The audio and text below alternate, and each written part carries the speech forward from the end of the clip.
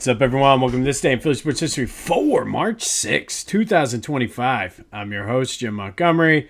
Welcome to a Thursday edition of the podcast.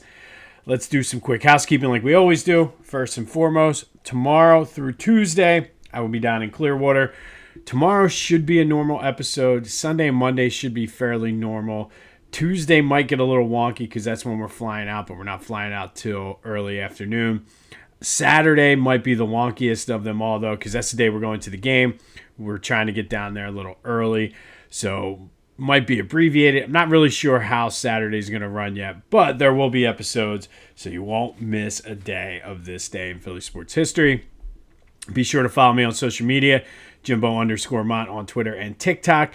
On Instagram, at PhillyJimbo. Subscribe to the YouTube channel, Jimbo_Mont. Continue to spread the word. We got some fun things coming up over the next couple of months. I'm excited. Starting tomorrow, so make sure you're tuning in tomorrow. I'm excited about a new segment we're going to be doing. Check out our friends at onpattison.com. Great Philly sports coverage. You can get an email newsletter delivered right to your inbox. We're featured in there a couple times a week. Doing great things over there. I'm not sure if I'm going to be able to catch up with any of those guys if they're down there this week or not, but looking forward to continuing our relationship with them. And then the Philadelphia Sports Hall of Fame ballot is out. People are voting. We've been tallying votes and keeping track of everything, but you can have your voice heard. All you need to do is click the link in the description. It's the first link there. Fill out your fan ballot, and if your ballot most closely matches the actual induction class for 2025, you will win 2 free VIP tickets to the ceremony in November down at Live Casino. It's really easy. There's PDF in there, also in the description, that will give you some of the bios of the nominees. But it's very, very simple. Just fill out your ballot. If it most closely matches the actual ballot, you will win those 2 free VIP tickets, so get on that. All right, Sixers in action tonight against Boston. No idea who's going to play. Doesn't really matter. This should be a good loss for the Sixers as we're trying to maintain that top 6 protected pick. But Sixers-Celtics up in Boston tonight. Flyers also back in action down at the Wells Fargo Center. They're taking on the Winnipeg Jets. They are looking to get back on track. A team that they just beat a couple days ago, but likely will be looking for revenge. Hopefully they can clean it up a little bit as they continue their playoff push for that final wild card. Some Phillies news here. And I guess first, as far as the games go, Jesus Luzardo was not good. Gave up 3 home runs, 3 straight pitches. Don't like to see that at this point in spring. I think you need to start getting into season shape here, and hopefully the next start will go better for him.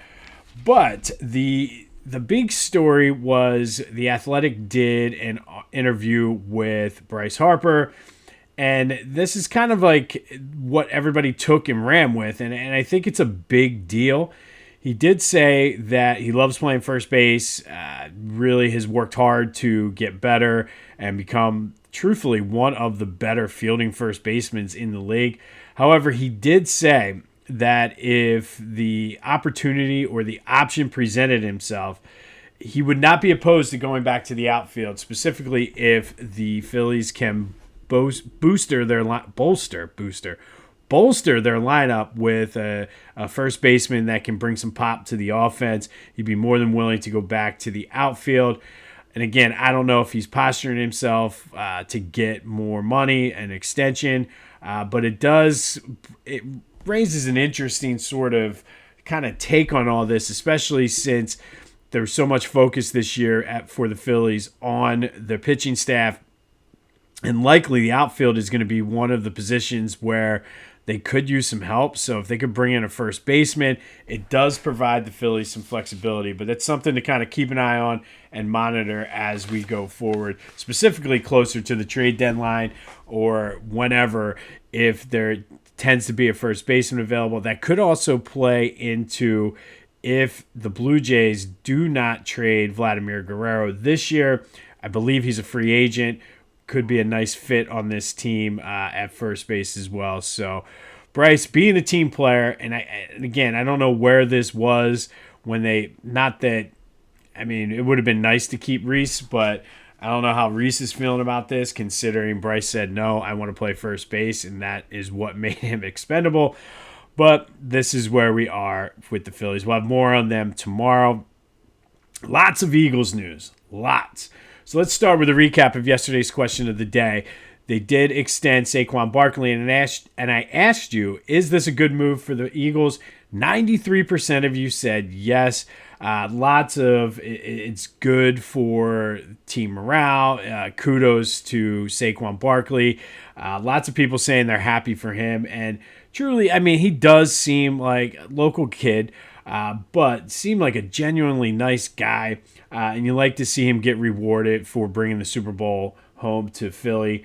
But an interesting take on this, too. And I think I've talked about this, and I think this kind of goes unnoticed a lot, and I'm starting to hear more and more national media folks talk about this. But kudos to Jeffrey Lurie, because that was a move that essentially we're still waiting on the details for, but we're not sure if it opens up some cap space or anything for the Eagles, but it basically shifted some of the contract he had into guaranteed money and more upfront money, which means Jeffrey Lurie is cutting a check.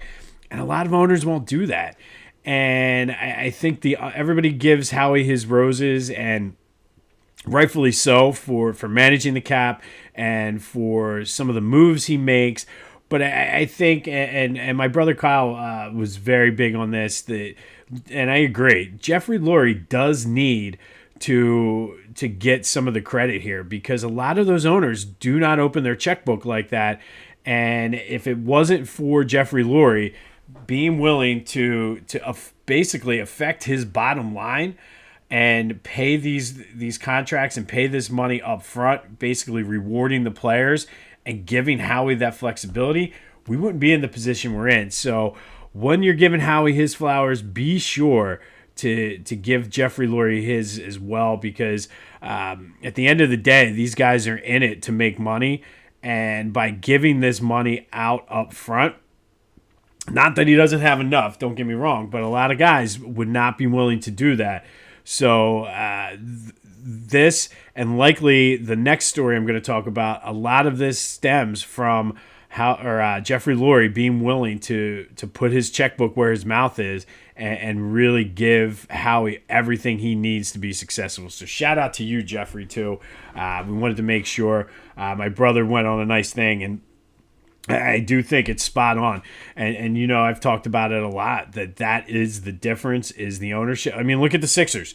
Look at the Sixers ownership versus the Eagles ownership, and then look at the two franchises. And that tells you how important an owner is to the success of a team. But the big news, Zach Bond is coming back, 3-year, $51 million contract. 34 of that is guaranteed. I'm excited about this. I think of all of the big four, Mekhi Becton, Milton Williams, Josh Sweat, and Zach Bond, he's the guy I wanted to come back. And hopefully he saw that he was able to be successful in Vic Fangio's system. No telling whether or not he'd be able to be successful if he went somewhere else. I mean, he certainly got a nice payday. But I do think that this is huge, especially because I've said it a couple times. Year 2, Vic Fangio said a lot that he wasn't able to really put in, specifically earlier in the season, the full defense. Now that everybody, for the most part, is coming back and you're going to plug in some guys here or there, he's going to be able to really unleash that defense. And Zach Bond, as sort of the leader of that defense, I'm glad that he's coming back. And 2 days, running back, long-term extension, a linebacker getting market value. I don't think it's anything that's going to break the bank, but I mean, that's a pretty hefty, and it's very un-Eagles-like, going back to the Ray Rhodes days. And the fact that Howie talks a lot about evolving and learning from mistakes and things like that, I think this is a perfect example of that. You just signed a running back to a long-term deal. He just signed a linebacker to a pretty decent-sized deal. And historically, those are two positions where the Eagles have felt that you just plug anybody in. But it's good to see these guys get rewarded because they've had success in this system. And then going into year 2 of the systems, I think we're going to see some good things. So kudos to those guys for getting the deal done. Zach, glad to have your back. I saw the Eagles put out the bald eagle is back. I thought that was funny. Hopefully he doesn't mind being bald. But Zach Bond coming back to the Eagles next year, 3-year, $51 million contract. I'm excited. But that does lead to today's question of the day. Where do the Eagles go from here?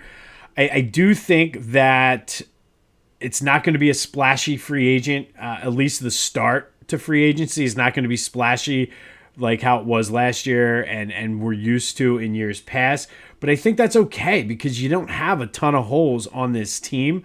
I do think there's some questions still regarding Dallas Goedert. Are they going to cut him? Are they going to renegotiate?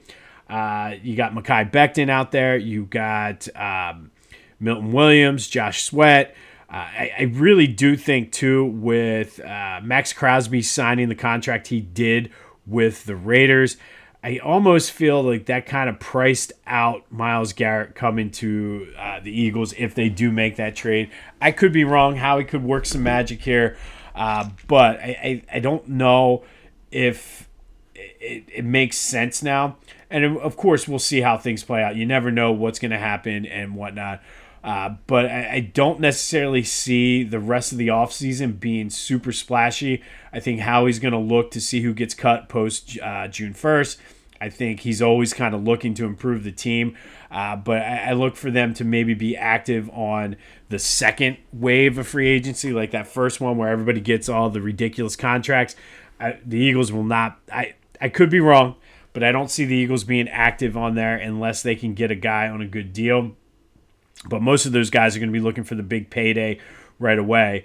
So I feel as though we're going to see quiet first week or two of free agency and then Howie kind of signing some of those guys, maybe some veterans to one-year deals. Because the truth of the matter is the Eagles are a destination now.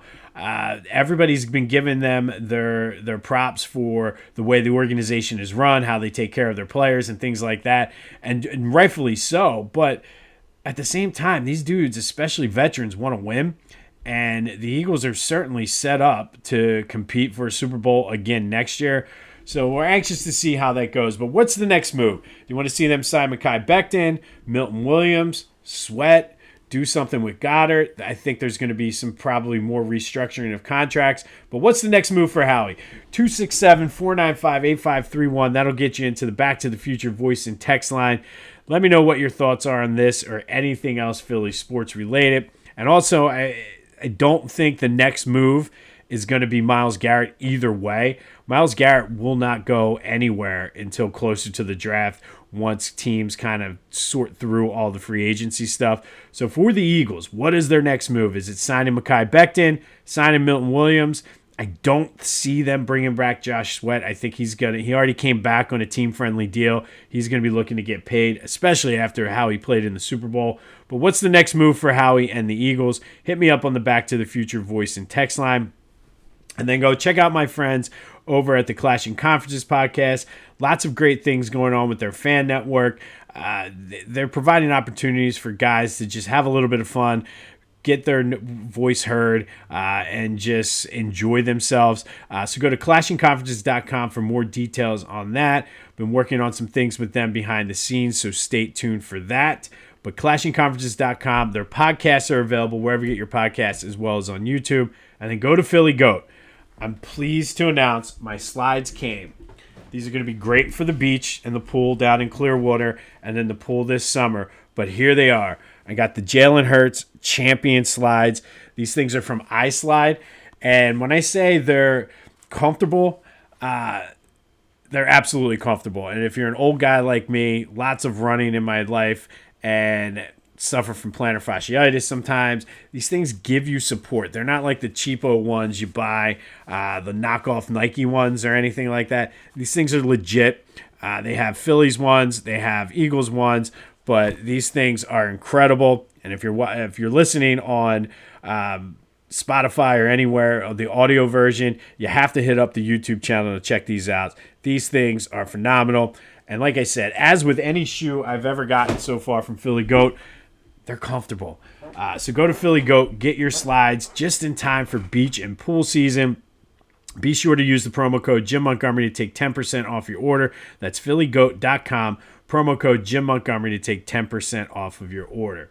A couple quick more Eagles notes before we move into today's This Day. Darius Slay was on a podcast and did say that if all things are equal, basically he wants to go play for the Lions or come back to the Eagles.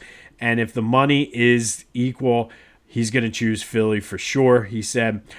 So we'll kind of see if the Lions are even interested in bringing him back.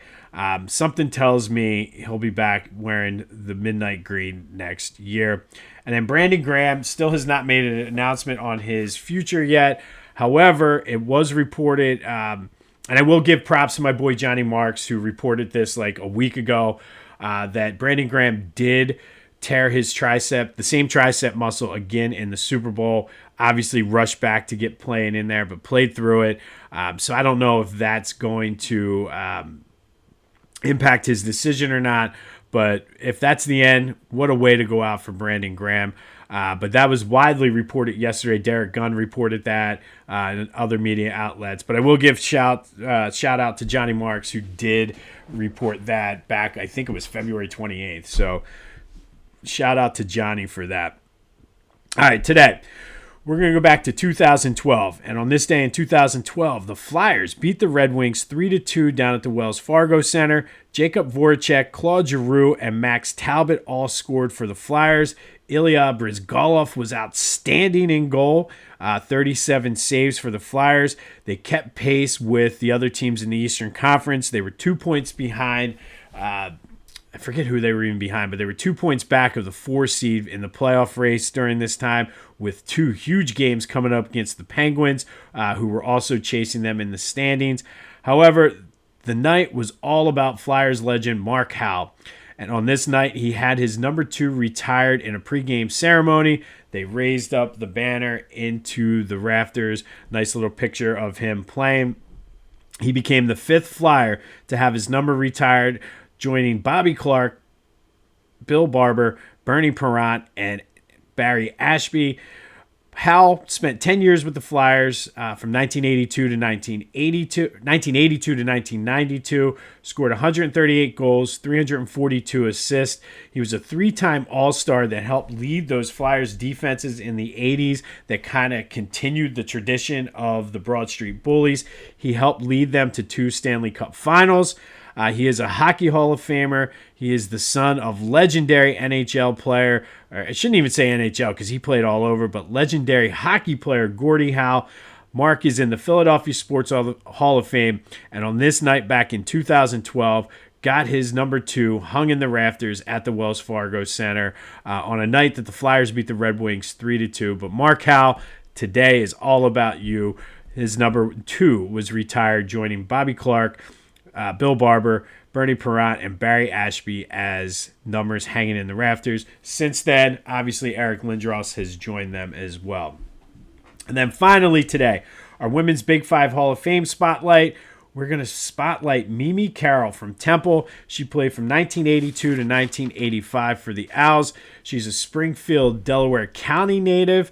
She was the Central League MVP her senior year at Springfield High School, leading them to a 16-0 record, and then went to Temple and became one of the most prolific scorers in Temple history. She graduated as their number 2 all-time leading scorer. She was all Big 5 her senior year for the Big 5 champion Temple Lady Owls. She was inducted into the Big 5 Hall of Fame in 1992 and then went into the Temple Athletics Hall of Fame in 1995. Upon graduation, she coached a little bit of high school girls ball, but while she was at Temple and even a little bit after, she helped coach their wheelchair basketball team. And in her obituary, her father even said she went so far as she learned how to play basketball in a wheelchair to help coach the wheelchair basketball team, which is amazing. So Mimi Carroll was a great player on the court, an awesome person off the court, gone too soon. She died at the age of 44 of cancer, but her legacy lives on as not only a great basketball player in Delaware County history, Temple University history, this whole area history, but just an amazing person, giving back, helping coach the wheelchair, and really immersing herself. Like, a lot of times you won't see people do this, but she learned how to play in a wheelchair to better coach the team. So Mimi Carroll, today we should salute you. Temple's own Big Five Hall of Famer and one of the best to ever do it.